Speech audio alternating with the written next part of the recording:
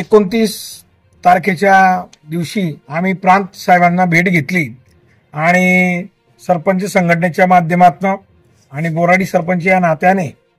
आम्ही साहेबांना एक विनंती त्याचबरोबर एक निवेदन दिलेलं आहे की येत्या काळात जी डीबीटी पद्धत चालू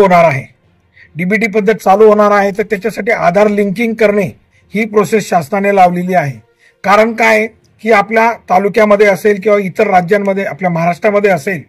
अशा सगळ्या ठिकाणी ही श्रावण बाळ योजना असेल, त्याचबरोबर वृद्धकाळ योजना असेल किंवा विधवा परित्यक्त महिलांची जी काही योजना असेल त्यांना जो पैसा शासनाकडून मिळतो तो डीबीटीच्या माध्यमातून दिला जाणार आहे। परंतु डीबीटीच्या माध्यमातून देताना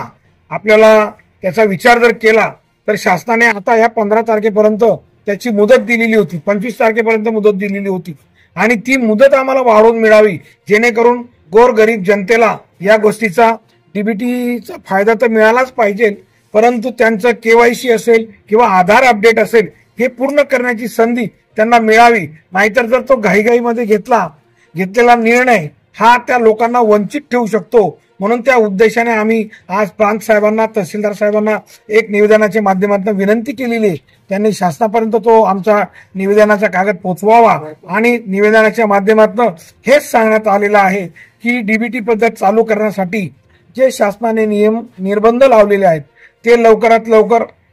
काहीतरी दिवस त्याला परत मुदत वाढ मिळावी याच्यासाठी आम्ही प्रयत्न केलेला आहे आणि ते निवेदन दिलेलं आहे।